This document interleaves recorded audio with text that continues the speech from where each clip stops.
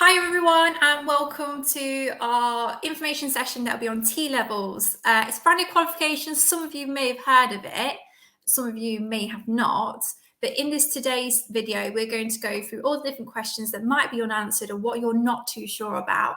I'm joined today by Debbie, who's our Vice Principal, and Gemma Jackson, who is the Employability Manager at the college.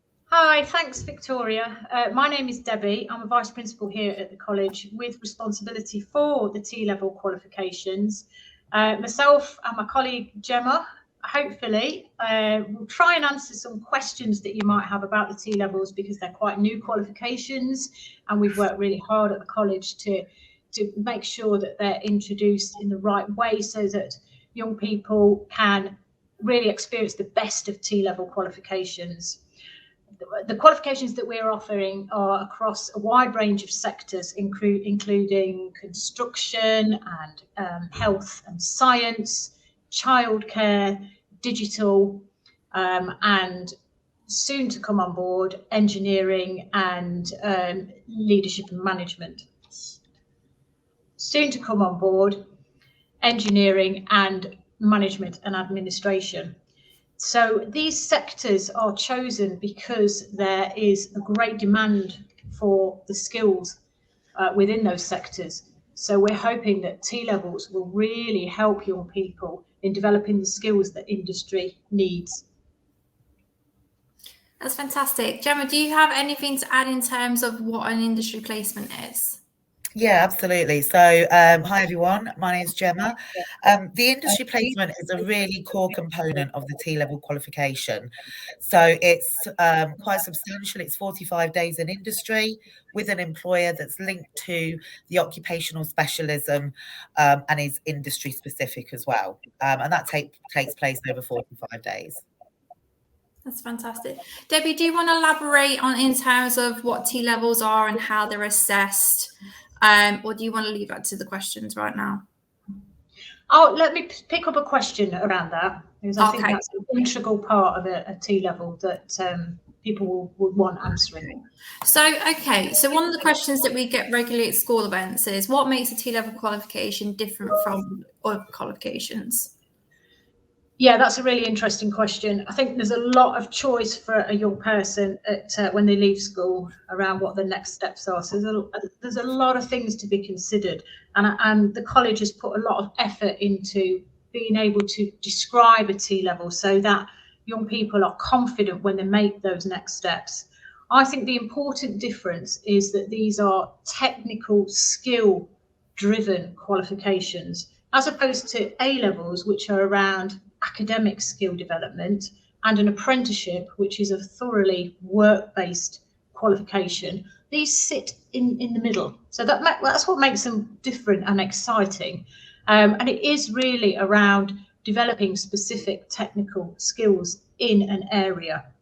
I think they are really all around progression and destination. So I think if a young person's got a career in mind and they have that in the forefront of their thinking when they're looking to move on from school, you can then see if there is a T-level that will support your aspirations when you're moving into post-16 education. So they are really around driving technical skill levels. The other key factor that Gemma will pick up on in a moment is this introduction of a long-term work placement, or an industry placement as it's called, as part of the T-level. And that's really an opportunity to apply the knowledge that you're learning in the classroom with an employer. Absolutely unique in a qualification. And Gemma will tell you a bit more about why that's so exciting, but it does make a T-level a unique qualification. And I think the third thing to bear in mind is that colleges across the country have done a lot of work in preparing for these T-levels, and they've been developed with employers. So it's really key that those industries have been involved right from the inception of a T-level, so that we understand what industries need, and we can ensure that young people are developing the knowledge and skills that they need in the safe environment of a college, testing out those skills and knowledge within the workplace before they then move on to a job or a career. So I think that's what makes a T-level so unique and different. That's really interesting. So obviously Debbie has elaborated on employers. Gemma, do you want to pick up from there in terms of the importance of the industry placement, what steps we've taken to put in place for make sure students are getting the correct industry placements, and what in general do they entail? Yeah, absolutely. So we've worked really hard for the last few years as part of the DFE CDF pilot. So in the run up to T-levels, we've been involved in trialling industry placements and building capacity with employers in those areas which we're running T-levels in. Therefore, we're making those experiences really valuable, high quality and relevant for students. As we've touched on before, it's a 45-day placement, could be structured over a period of a year or in a block, very much aligned to the student's technical skills or knowledge that's part of the qualification that they're studying. So it's not just going into a work placement and making tea for a week. It's very much specific to projects or set tasks, which will enable them to apply, like I say, those technical skills and knowledge that they've learned in the classroom in that work placement. With the view that as they build those skills, what these employers are actually doing are building their future talent pipeline. So we know that for a lot of organisations, we've got ageing workforces. So there's a massive demand for young people, particularly in areas such as construction, engineering, health and sciences, that we need a real injecture of young, talented, aspirational young people. So this placement gives those employers a bit of an opportunity to kind of try before you buy, I guess, to take that young person on, experience what it's like to work with them, and hopefully that will lead to a job or a higher level apprenticeship at the end of that qualification. Thank you. And Gemma, just to elaborate, there's lots of students out there who might be coming to it who haven't had even a weekend job right now. They might just be doing the odd babysitting or newspaper round. Is the industry placement optional or is it part of the T-level? No, it is mandatory. It's a core component of that T-level. But what we do at the college is work very hard to make sure that our students are prepared for that journey. So right from day one, we're looking at working with them, at diagnostic level to look at what their, current levels of understanding, skills and experiences are, a huge exposure to employer encounters so that they're used to and familiar already working with employers before they go out onto that placement. So I don't think you need to be worried if you've never had a part-time job or worked with employers before. We'll make sure that you're fully supported and that you feel confident to do so as well. Okay, and there's going to be some cheeky students out there who go, do students get paid for their industry placement? That is entirely up to the employer, to be honest. So employers might choose to pay students or they might not. We've had a bit of a mixture over the last few years regarding that. But what I can say is that those experiences will lead to paid time work. Paid work in some capacity or another, because that's what employers want, and ultimately they want to be able to employ these young people. That's great. Okay, thank you, Gemma. And I just wanted to go back to what you said, Debbie, about obviously this being a new T-level and what steps we're putting in place. There'll be a lot of parents out there be quite nervous about a brand new qualification, and I think we all were when obviously it was announced by the government that we were integrating this and it will be the eventual replacement for BTECs. But can you just elaborate and say what steps Leicester College has taken to ensure these are successful with students? Yeah, I think you're right, Victoria. I think it's not just young people who make those decisions at age 16, is it? It's people, parents and carers. So it is a huge step to take, particularly when it's a new qualification. Leicester College was one of the really early adopters of T-levels because we recognised that these qualifications could have a really positive impact on young people. So we have really championed that. Those technical routes. We really think that there is a demand and a market for it, and we really want to support young people in developing those skills. So I think early adoption has helped us in terms of preparation. So we've got a lot of highly skilled staff with lots of industrial experience themselves in these particular careers. That really helps. And also we've made a lot of investment in the resources and the space on the campuses at the college to make sure that young people are using the resources that they would be using in industry, so that they're using current equipment and tools, etc., but also learning the up-to-date industry standard pedagogy, etc., within the qualification itself. So I think that early adoption and some really detailed planning has helped support the college. And we do have a network of colleagues in other colleges who have also embraced T-levels, and that has really been helpful too. Okay, and Gemma, I just wanted to go on, because I know we've had a few conversations behind the scenes that the work that your team have been doing in terms of making sure we've got employers on board and industry placements. Can you just elaborate on that? Yeah, absolutely. Like I say, I think we've spent the last few years really trying to build capacity in those areas. So the team, the work placement coordinators, a big part of their role is outward facing. So it's part of their day-to-day activity to go out and source new employers aligned with these industry placements relevant to these T-level specialist occupational areas, really. So they work very hard to do that. And the figures that we've got that we can show how many employers we're already working with this year is quite phenomenal considering that we've been through COVID. So despite that, they work really hard to bring those new employers on board and align those with those students' aspirations and what they need to do as part of their course. Thank you, Gemma. I think also, I don't think Debbie's mentioned this, but we have got some program leads on T-levels who actually sat on the board when these initial discussions were being had by the government and the Department of Education as well. So they were part of the initial decision process, putting their opinions in, what will work, what won't work. So when you consider a T-level, don't think it's just been decided by people at the top. It's actually been involved with teachers and people across the country. And we have took the advice of the colleges who were the test colleges, were they called? Or pilot colleges, yeah. That's correct. Yeah, pilot colleges. And we're in our first year of our first lot of students coming through, and we've had a lot of positive feedback already. So obviously following that, you've briefly spoken at the beginning about different routes, but what routes are there for students who don't get the initial grades to go straight onto a T-level straight away?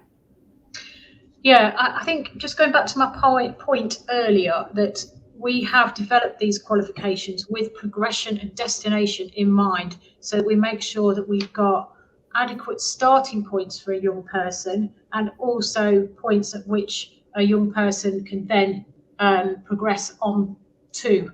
So if I just talk about that first of all. Yeah, sure, absolutely. If a young person isn't quite ready for a T-level, there is what we call a transition program in place. And that really is about building confidence and experience in some of the core competencies that you might need for a T-level. So there's a heavy emphasis on English and maths and those core competencies that would help then on the next year.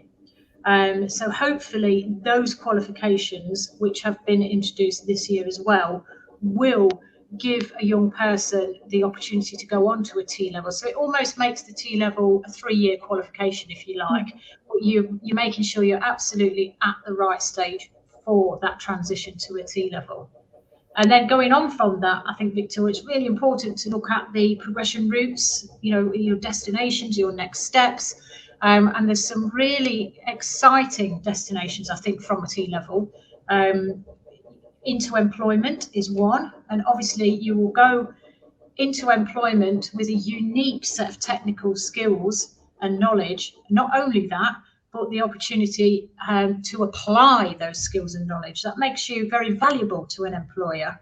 In fact, 1 in 3 vacancies are filled by people who have done a work experience placement at that employer. I think that's a really key thing. So that link between, as Gemma said earlier, the industry placement, the application of classroom skill makes you very valuable to an employer. So that's a really key progression opportunity.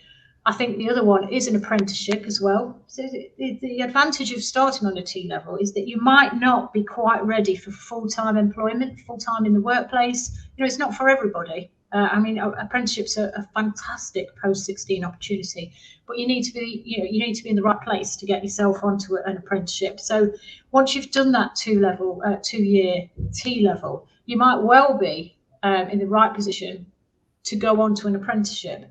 And the qualifications within a T level are aligned with the qualifications within an apprenticeship. So again, you've got a bit of a head start there. And I think the third option is higher education. So the government is working very closely with universities in terms of helping them to understand the positives around a T level, so that they can find some progression routes onto appropriate degrees, etc. And more locally, we have been working with our feeder universities to try and articulate the benefits of T levels and map out the progression routes. So there's some really exciting opportunities in terms of progression, and hopefully there will be a starting point for most young people who have a T level in mind. Okay, before we go on and talk about the higher education routes and everything like that, I just want to bring Gemma back in and ask her, Gemma, do students who are on the transition program have to do an industry placement, or is that reserved just for the T level program?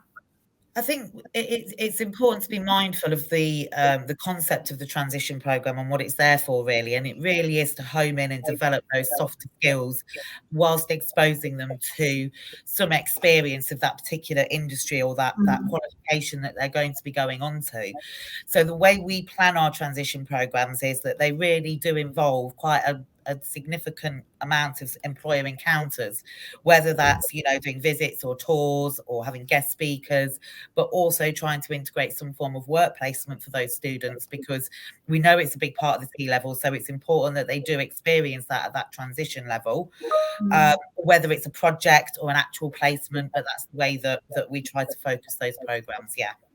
That's fantastic. And I just want to echo what Debbie said about the concept of having a industry placement and doing that work experience. It has a massive impact on for the rest of your life. The amount of students I speak to at school events who haven't got a part-time job because they struggle to get it, because employers expect you now to have experience, but how do you get experience if no one gives you the opportunity to get it? It is a very fantastic baseline. I mean, I've had a job since I was 16, when obviously started part-time whilst I was at college. It is a fantastic thing to have on your CV, your UCAS application, and it really shows an employer that you're dedicated to work. So whether this industry placement is something short, like 45 days, or longer if you're on a different route, like for instance, childcare is longer, it really is going to be an invaluable experience that you are going to take with you for the rest of your life. It is. Yeah. So I just want to... Sorry, Debbie. Sorry, yeah, I'm just saying you're absolutely right there, Victoria. And I think it is, yes, you're learning, the technical skills, and all that kind of stuff. You're applying your technical skills. But as Gemma said earlier, this is about developing those softer skills, them employability skills that you don't always realise you've got until you've got them. The ability to work in a team, having that confidence to, approach colleagues in a workplace, all of those kind of things, perhaps presentation skills. There's all sorts of very specific softer skills that will be absolutely vital to the workplace and any future career. And I think that's what's really exciting about that whole journey through a T level, whether that's starting on a transition or coming straight from school, and then having so many opportunities for progression. That you don't need to underestimate how much you will learn. Exactly, you're so right about that. And before we move on, I just want to take the moment to say, if you are getting confused or if you want some more information about T levels, how they're structured, assessed, anything, we have an FAQ page. I'm going to keep this across the bottom now. We're also taking comments in the comment section. Please do make sure you contact us and ask us, and if you have, we're happy to get back to you directly. Move on to just go, you were talking about one of the progression routes is higher education. How is this being taken by universities? Are they very accepting of T levels, and how are we working with education providers to ensure students can go on to higher education university courses? Yeah, I think it would be fair to say that it's a slow burner with universities, and I think that is, I do think that's because universities are taking it very seriously as a route. And I think they are genuinely engaging to explore the opportunities for progression. So I think it's a work in progress in terms of national level with government, and also at a local level. We've taken the decision to engage with our feeder universities, University of Leicester and De Montfort University, quite specifically to talk them through the content of these individual T-levels, so that they can start to look at where a young person might progress. So there is an opportunity for 168 UCAS points on a T-level. So they are designed with a university destination in mind. But I think it's just that working partnership that will really drive the success of that progression. So I think at this point, what we are doing with our young people is working very closely with them in terms of their aspirations and their career goals, to make sure that university route is the right way forward for them, so that we can be confident that we are taking a young person through the journey that they need to get to where they want to be. So we've done a lot of work with admissions teams, for example, or key members of different subject specialisms within a university, so they understand the content of the T-level and they know where the right progression routes would be. Our careers team also have very strong links externally with universities and obviously schools through the work that your team do, Victoria, as well. So it's about building knowledge and understanding and confidence around these qualifications. So that work continues with schools and universities all the time. And we'll make sure that we do keep that going, because it's really key that you've got those progression routes through. And just to make it clear, is there any university degrees that are completely off limits that they won't consider for accepting a T-level as of right now? Not as right now. I think there'll be some that would be more difficult than others to accommodate, but that is because of the technical specialisms of the T-level. And I think it's rather than an out-and-out no, I think that's about work in progress, continued partnership with universities. So it's something that we just all need to keep working on, really. Fantastic. And not to forget our own higher education courses. Our own higher education team at Leicester College, they will be accepting T-levels if there is a direct link to the course. So do check our higher education courses out. Yeah, absolutely. And I think that's a really key point, Victoria, is that not everybody wants to pursue higher education by moving away to a new city, for example. For some people it's a much better option to stay close to home, and that for that reason it is worth checking out Leicester College's own higher education offer. Yeah. Thank you. So obviously to get there, students will be asking how they will be assessed in T-levels. Now, there is a bit of nervous energy about that some of them will involve exams, which in the past context hadn't. So how are we preparing those students?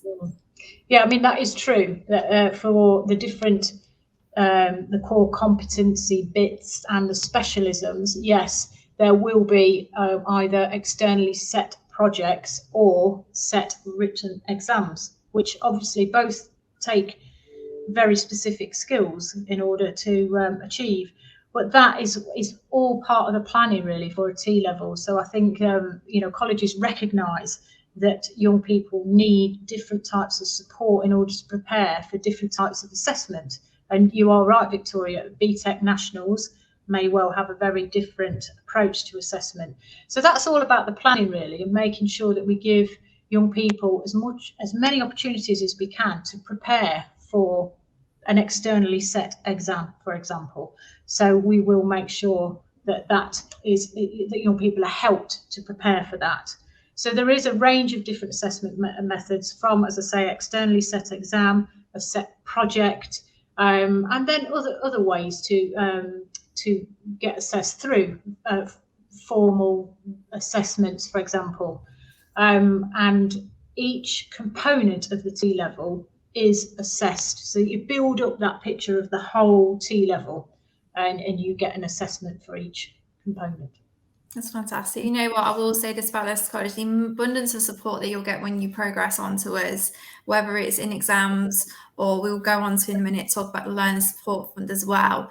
There is stuff that we can put in place ready for your transition to enrolling with us. Can I just pick up on that, Victor? Because I think that's really important, you know, not only for a young person, but for a parent and carer, that, you know, the college recognises that transition period from full-time education into post-16 it's really difficult. It's hard. It's scary. It's, you know, you're nervous about it. But we take that part really seriously, in that we will look individually at each young person's starting point. We'll look at what their prior achievement is. We'll look at whether they need any additional support to help them get started, whether there's any individual need that we might need to make some adjustment for our delivery on, that kind of stuff. And then we will make sure that we work with young people, assessing them informally early on, so that we know exactly what kind of support might need to be in place, that they might not need all the way through. You know, that might be just something that helps kickstart their T-level or whatever program it is that they're on at college. But you are right, there is a huge amount of wraparound service at a college. And, you know, Gemma's part of a wider network of people that you might just touch on, Gemma, because I think it's useful to say, isn't it? And our work experience coordinators, hugely valuable, hugely experienced team of learning coaches to support the more generally, you know, general skill development across the college. And then obviously our huge dedicated teaching, you know, workforce, and the support people that, you know, that all help a young person become successful when they're with us. Okay, so I'm just, obviously Gemma's now back in. I just want to bring up one of the questions because it does lead on from the support. So students may be eligible for the Learner Support Fund. So if you have made your application and you've accepted your place, do make sure you apply. But would they get additional support for uniform and travel to and from the industry placement, or with their T-level in general? Yeah, I mean, that's assessed on an individual basis, really, to assess individual needs. And we've got the Learner Support Fund, which is that first point of call to see whether or not how much additional finance that student might need to enable access to that placement. So like you say, whether it's through travel or uniform or some form of other PPE. So yeah, that support is in place so that we can assess those students and help them where we can. Yeah. Okay, and I think it's also worth saying, Gemma, that you don't just place students wherever you can get them. You actually place students based on location, based on their compatibility with employers as well. Obviously, to make it easier for the student, we're not going to put them out their depth because as it is scary enough going to your first day on a job, let alone having to get there and making sure you're in the right place and making the right impression. Yeah, absolutely. I mean, one of the first things that we do at the very start of the academic year is a pre-placement survey, which surveys students on all of those areas that you've just touched on. So their locality, where they want to go, if they've got any ideas, you know, all of those things that we need to factor in to make sure that placement's right for the student, and that it's also going to be high quality and valuable for them as well. Okay. And just touching on industry placements in terms of the advantages of undertaking a long industry placement, do you just want to explain that there is a longer industry placement for childcare, if I'm correct? Yeah, so the childcare industry placement is around 750 hours. It has been shortened this year by the DfE due to the impact of COVID. So it's gone down to 430, 450 hours for this year. That will be reassessed as obviously the country's opening up and businesses are getting back to normal, and it's opening more avenues for students. So they do a much more substantial placement, which is then spread out over those 2 years. That's fantastic. And obviously, you know, in terms of industry placements, if a student finds one themselves or those employer, can they go through that avenue themselves and let them know who they want to do industry placement with the workplace coordinator? Yeah, absolutely. I mean, one of the key things that we encourage students to do is to consider their own personal network. So whether that's through parents or carers, through social media, and people they might know of, family, friends, or just somebody that they found that they'd like to go to. So we really encourage that. Yeah. Okay, that's fantastic. Okay. I'll just let a few seconds pass so I can edit it out. The last question you pretty much answered before. Yeah, I think I did. About key skills and stuff like that. We answered that earlier on, so I'm not going to repeat that again. Are you happy with what we've covered so far? Yeah. Okay, right. I'm just going to ask a question then saying, is there any other advice you want to give, whether it's a parent or student watching this? And then I'm going to lead out with the video. So just bear with me a second. I'm going to bring it up so I know what I'm doing. Okay. Don't worry, this will all be edited out. So obviously you've answered a lot of different questions today in terms of what T-levels are, how they will run, hopefully putting a lot of minds at ease in terms of, students who are thinking about applying. But do you have any further advice, whether that's for a parent, a student, careers advisor, teacher? Do you want to go ahead and just give that advice? Yeah, I mean, whether you're a young person or a parent or carer, my advice is to ask questions, to make sure that you know the benefits of all the routes post 16. The T-levels are a really exciting, positive development to the portfolio of the post 16 qualifications. And I think you just need to look at them in context with apprenticeships, with BTEC nationals, with A-levels. And if you think that a T-level route is right for you, then ask the right questions so that you can be fully committed, you're really excited about it, you know where you want to go, and then a T-level qualification is absolutely right for you. So to me, it's about asking questions and getting all the information that you need to make the right choice when you leave school. Fantastic. And Gemma? Yeah, I think I would reflect a lot of what Deb's just said. It's about making sure students are on the right courses that's right for them. So making sure you ask lots of questions. I think the T-level courses are really good for students that have perhaps done quite well academically within school, but they've got a desire to do something a bit more practical or hands-on. And traditionally, those traditional vocational routes might not have necessarily appealed. So I think, my advice would be investigate those qualifications really thoroughly, and also those those transition routes as well. Like we talked about the transition programs, just because you feel that you might not have the qualifications doesn't mean that you couldn't still do one. So really, research, investigate, ask questions, come and talk to one of our careers advisors who are fantastic, and will give you lots of good advice. And if you are really serious about doing a T-level, start to think about, the future and the kind of jobs you want to do and the sort of employers you might like to work with. That's fantastic. Thank you so much both for joining us today. I just wanted to echo what they've both said. If you do have any questions, regardless, no question is silly enough to ask. You can either comment on the video below and we're happy to answer it there, messages on social media, or even email us. This is the email address below. I'll just keep it up for a few seconds so you can see that. But make sure that you are absolutely firm that you want to do a T-level. They are a fantastic option to take, and they are absolutely worth looking into and pursuing. So thank you so much for joining us today. I'm just going to leave you with our advert, and we hope to see you soon on campus.